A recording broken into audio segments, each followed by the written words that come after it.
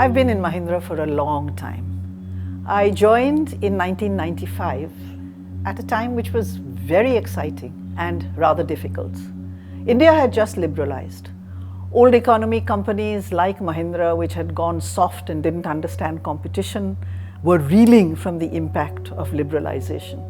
And it was very clear that we needed to make sweeping changes and reinvent ourselves. So change we did.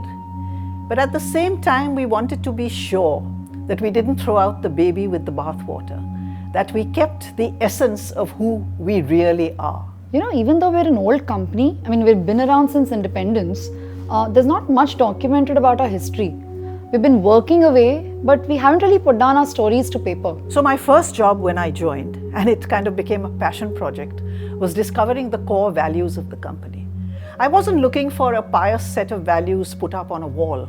I was looking for the real values, the values we lived by, the values we identify with, the values which were in action every day. And I was incredibly lucky in my quest for core values that there were people alive at that time who had actually worked with our founders, JC and KC Mahindra.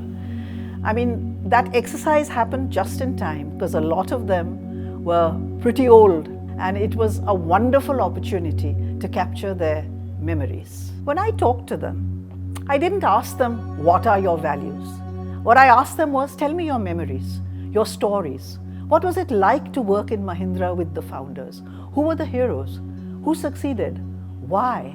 What was your impression of the company at that time? Prochi had been collecting all these wonderful stories, and then at some point, we received photographs and documents from Anand's family, things they had collected over years. As we started digitizing these, other people in the business heard about it and started sending us more photos and documents and letters. Beautiful things, full of nostalgia. And what I got as a result of that was a really living portrait of what Mahindra's was at the time of its founding. They opened up and told me all these incredible stories. Some of them talked for 2 or 3 hours. And that's when I realized that we have this huge treasure trove of stories. We are sitting on a huge mountain of undocumented history. I can't tell you what this means to me, to have been part of this history, And here's the really exciting and beautiful thing. When we did the core values exercise, we came up with a set of 5 values at the end of the exercise. We didn't know. We had no reference point that these were the actual values. Then several years later, in the early years of the 20th century, we discovered the first advertisement of Mahindra and Mohammed, which was printed in the Times of India on 8th November 1945. And imagine our delight when we found that although the language was old-fashioned and different, the substance of that advertisement had captured all the values that we were talking about. So with all our ups and downs, with all our expansions and acquisitions and triumphs and failures, we are still, at our core, who we have always been. Now think about how vast and diverse the Mahindra Group is. Then think about how much of that size and diversity has come from acquiring other companies. And then think about what it would take to get everyone on the same page. Same culture, same values, same energy. RISE is the process of finding this commonality between all of us. RISE is the core. It's a clear anchor. I feel it every day. Yeah, during the day, you're in meetings, replying to emails, getting work done. But just for a second, if you step back, you realize you were part of the purpose of fulfilling RISE all throughout. Mahindra has this philosophy of rise. Rise above challenges, to be thrown into infinite possibilities and opportunities. And that was at the core of making this museum. So when we had to go into designing the visual branding and the logo, we wanted to echo that beautiful thought. When we look at this logo, we see the possibilities that come from a sunrise. We see the light, the way it changes and how it touches everything. Exactly like the Mahindra Group itself. And this is where the real challenge lay. How do you design a museum for a group which is very much alive? And not only it is alive, it's growing. It's a massive company that has presence everywhere. When you think about the Mahindra Group, and if you know a little bit about their history, what you realize is that their business is about touching the lives of people. How can we make this better?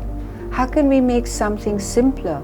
That sort of thing. And that's what our country needed and still does.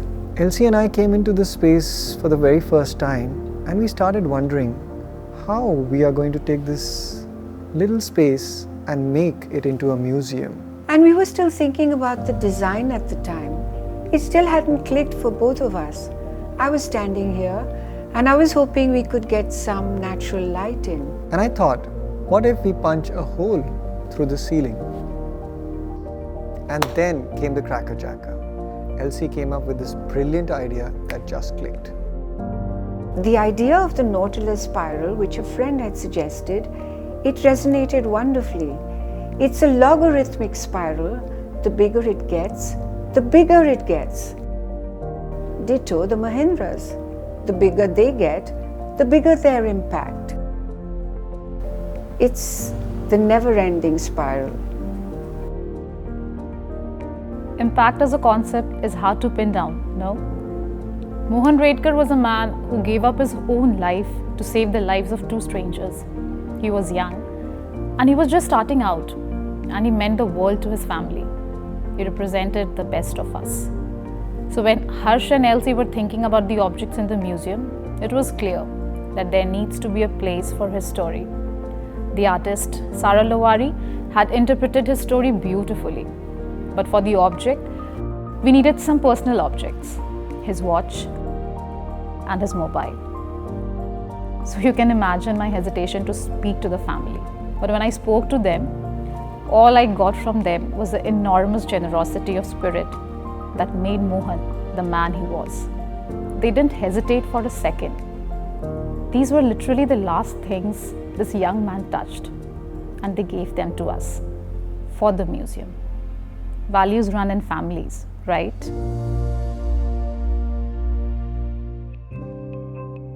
As part of Anand's office, I have seen decision making having a very clear lens. Is this in line with our values? I mean, that lens is applied so often, it's actually always on. You do an MBA, you come, you're asked to make decisions and you do your pros and cons and you're like, business-wise, here is the correct decision. But then you apply the values lens, the purpose lens, and you realize, wait a minute, it might not actually be the right thing to do. The minute you put these lenses on, you see more paths open up. Things you might not have seen before. It's more than the business side of things. I love Sara's ethics object. It just signifies how ethics anchors you. It's at the core. Mahindra is anchored by ethics. It's simple, yet so powerful. What I really like about this organization is that everybody walks the talk. I remember when I was conceptualizing the idea for acquisitions, my first instinct was to design it sort of like a Pac-Man-like object, this monster that was sort of eating and acquiring and sort of collecting everything around it and just growing bigger. That just didn't sound right to me. At Mahindra, we're a group. We don't ingest companies, we grow them. We are part of the same big banyan. Ronan was not okay with this. And he explained it to me and made me understand that it wasn't about this eating up or acquisition. And so I re-looked at the concept and it became more about building and coming together and these small sort of bits and pieces becoming one village. See, walk the talk. I have so much respect for this company. I was looking for a job back in the 80s. You know, the time when jobs were scarce and the only way to get one was if you knew somebody, Sifarish and all that.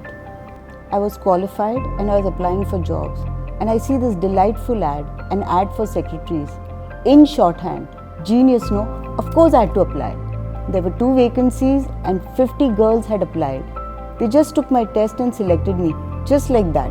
Here was a company that valued merit, nothing else.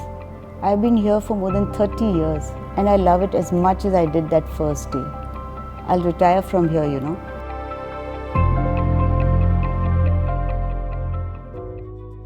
The brief for these objects was just very intriguing, and hats off to Elsie and Harsh for this.